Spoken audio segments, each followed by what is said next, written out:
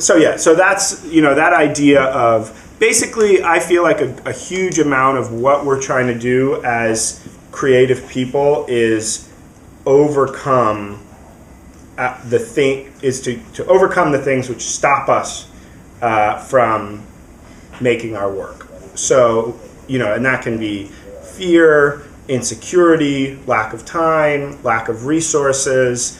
So talking about the lack of time thing, time management is something that I think about a lot, and ways to kind of deal with time. And when I have a little piece of time, how am I going to do it? How am I going to deal with it?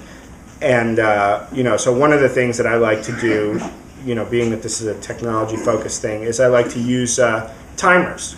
So there's like a website that I use called e.ggtimer.com, which we can put a link somewhere so you can get it. But it's just a totally simple website. You go there, you can type in 30 minutes, it's in your web browser, and it just starts counting down, and it shows this ticking clock, And so for me, that's a great way to, like, for example, if I sit down at the computer, yes, I'm going to check my email, whether I should or not, but I'll say, okay, 10 minutes of email, and then it's going to beep, and then I'm going to go and get back into my music. And for music, what I like to do is I have this, approach that I teach people, which I call speed dating, which is, it's kind of a, all of these weird tricks are kind of just ways to put yourself into a different mental state so that you stop kind of thinking and criticizing and second guessing, So I'll say, okay, let's say I've got 6 hours to make music, I'll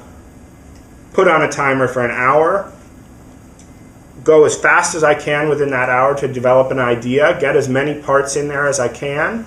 The timer goes off, save it, and stop. And repeat that process. It's also a really, really useful technique if you're learning.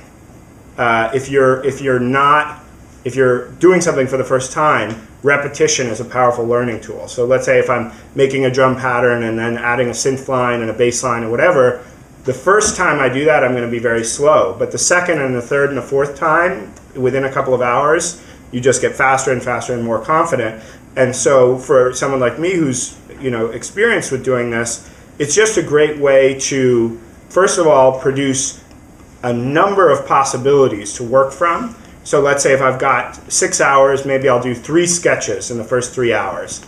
And then I'll, break for lunch or whatever it is, take 5, come back, evaluate those, find the one that I feel the most inspired by, take that and develop it. So in music production, some of the most involved and time-consuming process are arranging and mixing. So rather than trying to take every idea and say, okay, I made the beat, here's a melody, I've got a little bit of an idea, okay, now I'm going to try to see that through to a finished song. I give myself a couple of options so that I can take the one that I feel energized by, and it's not necessarily the best one, although sometimes it is, but it's just a way to say, okay, I can see an outcome for this, and I'll be able to get there quickly. And so I'm not spending my time, my very scarce and valuable creating time, banging my head into the computer being like, why does this mix sound like shit? Or why is this track not working? And you spend 20 minutes doing that. You get blocked, you get stuck, you feel bad, you start to say, oh, you were never any good anyway, and why are you doing this? And you start to second guess yourself, this negativity builds up, and then suddenly you're exhausted. So kind of, as much as we talk about time management, part of it is also about energy management. So just saying, I need to shepherd and safeguard my energy so that I can continue to feel motivated and continue to perform at a high level throughout the time that I have, and not waste this, precious time that I have to create something.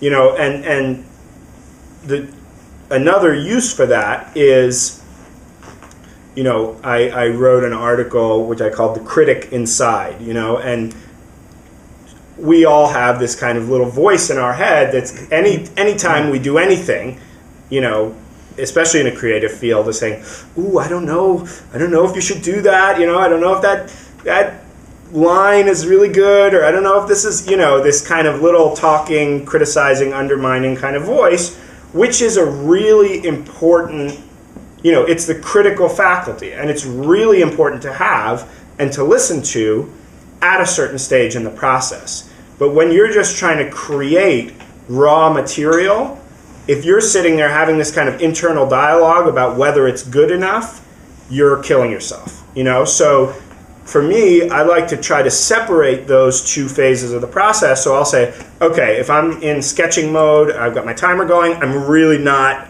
being analytical. I'm just creating. I'm just, trying to go as fast as I can, get my ideas in. And then when I get to that second part of the day, or it could be another day, or, another session, I'm going to return and I'm going to look at these things, and then I'm going to put on my analytical hat and say, okay, which of these is good? Which of these do I like? Which of these do I want to continue with? And addition, just on a purely formal level, but then also on an artistic level, okay, I'm Matt Shadetek. I have a history of releasing music and kind of an artistic identity, that one of the most important things that I do is my shaping of that identity. So the things that I choose to release, the way I choose to present myself, all of that stuff is what makes one an artist rather than just a technician or a craftsperson.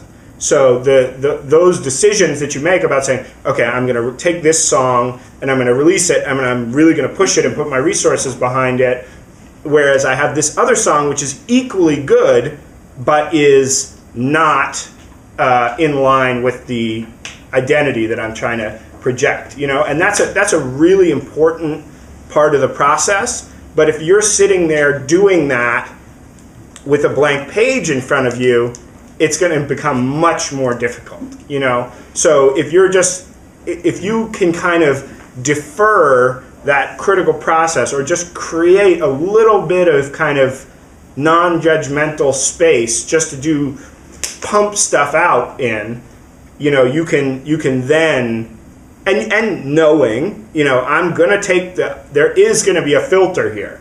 None of this stuff is just going to escape raw, and the bad ones are going to be destroyed, like I've told all my friends and everybody that there will be no posthumous releases from me, no Tupac bad albums years after I'm dead. The stuff that I release now is the stuff that I stand behind.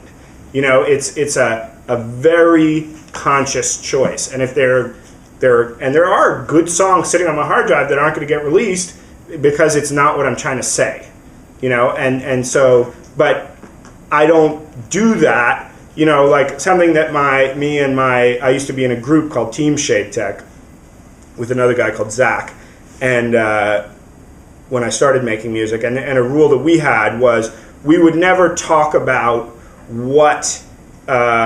we would never talk about kind of commercial outcomes for a song while we were working on it.